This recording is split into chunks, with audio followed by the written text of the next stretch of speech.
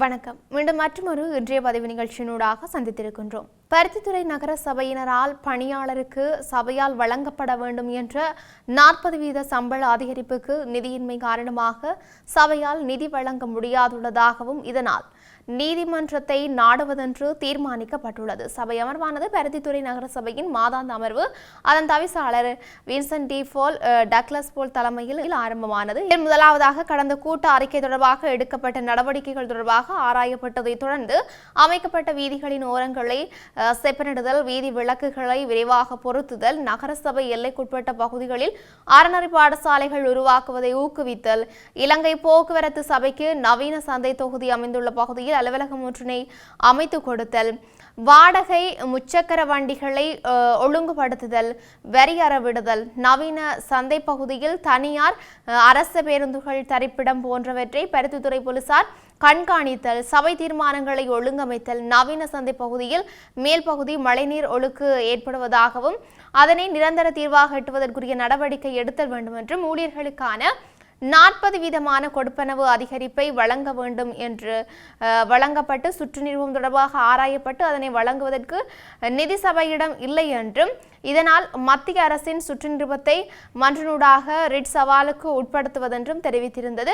தொடர்ந்து பருத்தித்துறை மரக்கறி சந்தை பழைய இடமான நவீன சந்தை தொகுதிக்கு மாற்றுமாறு கோரி அண்மையில் இடம்பெற்ற கவனஈர்ப்பு போராட்டத்தில் வர்த்தகர்களால் வழங்கப்பட்ட மகஜர் தொடர்பாக ஆராயப்பட்டிருந்தது. அதன் தொடர்ச்சியாக கௌரவ நீதிமன்றத்தின் சமர்ப்பணங்கள் கட்டளை தொடர்பாக நகரசபை உறுப்பினர் திரு சந்திரசேகர் வாசித்து தனது வாதங்களை முன்வைத்துமிருந்தார். அதற்கு எதிராக கருத்துக்களை முன்வைத்து ஜெயகோபி தனது கருத்தில் அங்கு ஒரு வழிப்பாதை, சிறிய வீதி, நீர் தேங்குமிடம் போன்றவை நிவர்த்தி செய்ய முடியாத குறைபாடுகள் காணப்படுவதாகவும் சுட்டிக்காட்டியிருந்தார். இந்த நிலையில் சபையினால் பழைய இடத்திற்கு மாற்றுவதென்று தீர்மானம் ஏற்கனவே நிறைவேற்றப்பட்டு சபையால் நவீன சந்தை பகுதியின் கீழ் தளத்தில் அமைப்பது தொடர்பாக ஆய்வுக்காக நிபுணர் குழு ஒன்று நியமிக்கப்பட்டதாகவும் அதன் முடிவு வரும் வரை ஏற்கனவே எடுக்கப்பட்ட தீர்மானத்தை நடைமுறைப்படுத்துவதென்றும் நகர சபையின் கழிவகற்றல் தொடர்பாக ஆராயப்பட்டு உரிய தரப்புகளை அணுகி கழிவகற்றும் நடவடிக்கைகளை மேற்கொள்வதென்றும் தெரிவிக்கப்பட்டிருந்தது. முனை பகுதியில் புதிதாக அமைக்கப்பட்ட சிறுவர் மகிழ்வைத்தல் சிறுவர்கள் வீதிக்கு செல்லாது பாதுகாக்க நடவடிக்கை எடுப்பது என்றும் அங்கு சிறுவர்களுக்குரிய பூங்கா என அறிவிப்பது என்றும் சபைக்கான சட்டத்தரணி ஒருவரை ஏல அடிப்படையில் பணிக்கு அமர்த்துவதெனவும் தீர்மானிக்கப்பட்டதுடன் பல்வேறு நிதிசார் கொடுப்பனவு தீர்மானங்களும் நிறைவேற்றப்பட்டிருந்தன. இதில் 14 உறுப்பினர்கள் கலந்து கொண்டும் இருந்தார்கள்.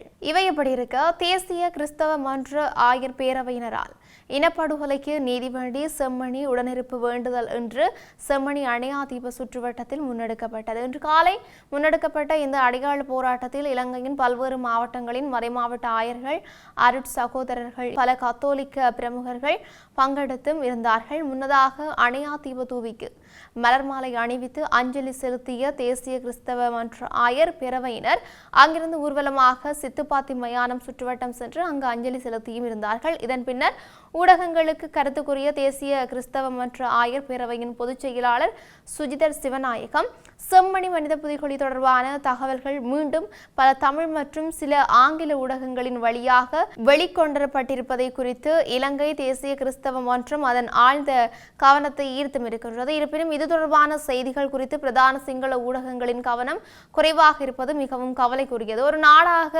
இவ்விதமான வலிமிகுந்த உண்மைகளில் நாம் பின்வாங்க முடியாது. இதே நேரம் 2017ஆம் ஆண்டு வெளியிடப்பட்ட அறிக்கையில் 1980களின் இறுதியில் இருந்து இலங்கையில் 60,000 முதல் 1,00,000 பேர் வரை காணாமல் போயுள்ளார்கள் என்று மதிப்பிடப்பட்டும் இருக்கின்றது. மேலும் 2017 நிறுவப்பட்ட காணாமல் போனவர்கள் தொடர்பான அலுவலகம் பாதுகாப்பு படையினரின் குடும்ப உறுப்பினர்கள் உள்ளடங்கலாக சுமார் 21,000க்கும் அதிகமான முறையீடுகளை பெற்றும் இருக்கின்றது. இத்தகைய புள்ளி விவரங்கள் வலிந்து காணாமல் ஆக்கப்படுதல் குறித்த துயரம் எமது நாட்டில் ஒவ்வொரு சமூகத்தையும் பாதித்திருக்கின்றது. அதே வேளையில் சர்வதேச தரநிலைகளுக்கு ஏற்ப முறையாக புதைகுழிகளை அகழ்வதில் எங்கள் திதன்களில் உள்ள கடுமையான எல்லைகளை நாங்கள் ஏற்றுக்கொள்கின்றோம் என்றும் இதே நேரம் சர்வதேச தொழில்நுட்ப ஆதரவின் அவசியத்தை சர்வதேச சட்ட வல்லுநர்கள் ஆணையகம் வலியுறுத்தியுள்ளது. மேலும் அத்தகைய உதவியை தாமதமின்றி நாடுமாறு அரசாங்கத்தை கோருகின்றோம் என்றும் அத்துடன் வளங்கள் பற்றாக்குறையால் உண்மையை சமரசம் செய்ய முடியாது என்பதை நாம் புரிந்து கொள்ள வேண்டும் என்றும்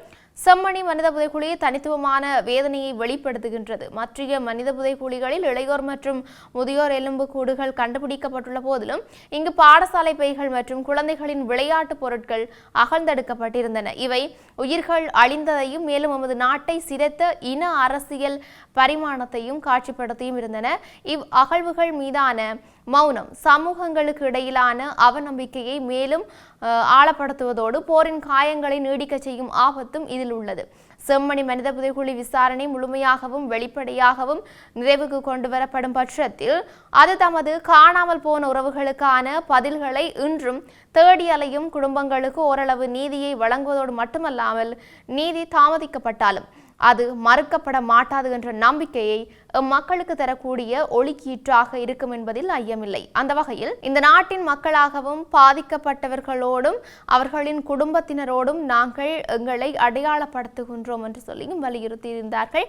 நீதி என்பது மனித உரிமை மட்டுமல்ல, அது வேதாகம கட்டளையாகும். எத்தகைய வேதனையாயிருந்தாலும் உண்மையை தேடும் முயற்சியில் அரசு, சிவில் சமூகம் மற்றும் மத சமூகங்கள் ஒன்றிணைய வேண்டும் என்று நாங்கள் அழைக்கின்றோம். அத்துடன் நேர்மையும் தைரியமும் கொண்டு நீதி நாடப்பட்டால் மட்டுமே குணமடையும் நிலையும் நல்லிணக்கமும் சமூகத்தில் வேரூன்றும் என்றும் வலியுறுத்தியிருந்தமை குறிப்பிடத்தக்கது. இன்றைய போராட்டத்தில் கிறிஸ்தவ அமைப்பு, இளம்பெண்கள் கிறிஸ்தவ அமைப்பு, கிறிஸ்தவ மாணவர் ஒன்றியம், இலங்கை வேதாகம சங்கமம், கிறிஸ்தவ இலக்கிய சங்கம், இலங்கை இறையியல் கல்லூரி, சத்தியவசனம் கொழும்பு இறையியல் கல்லூரி, கிறிஸ்துவுக்காக வாலிபர் சங்க அமைப்பு, அருட்பணி, சுஜிதர் சிவநாயகம், பொதுச் செயலாளர், இலங்கை தேசிய கிறிஸ்தவ மன்றத்தைச் சேர்ந்தோர் என்று சொல்லி பலர் கலந்து கொண்டமையும் குறிப்பிடத்தக்கது. இந்த அவலத்தினாலே, இந்த படுகொலையின் அவலத்தினாலே பாதிக்கப்பட்ட எம்முடைய உறவுகளினுடைய நீதி தேடிய ஒரு பயணமாகும்.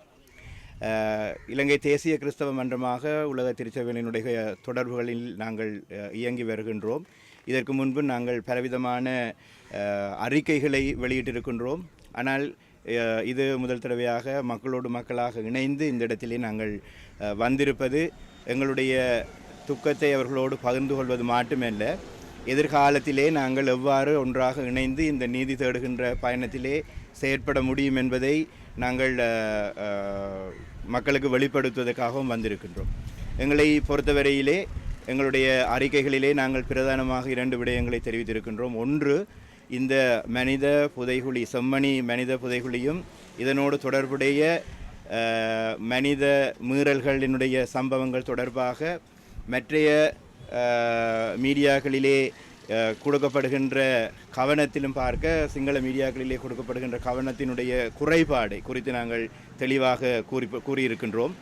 அது மாத்திரமல்ல, எங்களிடத்திலே இலங்கையாக இருக்கின்ற வரையறைக்குட்பட்ட வசதிகளை கொண்டு இதற்கான முழுமையான நீதியை தேடி எங்களால் பயணிக்க முடியாத ஒரு நிலையில் இலங்கை தற்போது இருக்கின்றது என்பதை நாங்கள் வெளிப்படுத்தியிருக்கின்றோம். எனவே சர்வதேசத்தினுடைய உதவி இதற்கு கட்டாயமாக அவசியம். அதாவது இந்த நீதி தேடுகின்ற பயணத்தில் எங்களிடத்தில் இருக்கின்ற வளங்களை தாண்டி இல்லாத வளங்களை பகிர்ந்து கொண்டு அல்லது கேட்டு அதன் மூலமாக இந்த உண்மையை அறிந்து கொள்வதற்கு நாங்கள் முயற்சி செய்கின்றோம் என்பதை நாங்கள் தெளிவாக எங்களுடைய அறிக்கையிலே தெரிவித்திருக்கின்றோம். தொடர்ச்சியாக நாட்டில் இன்னும் என்னெல்லாம் நடக்கப் போகின்றது என்று நாங்களும் பொறுத்திருந்து பார்க்கலாம். மீண்டும் மற்றொரு பதிவினூடாக சந்திக்கலாம். வணக்கம்.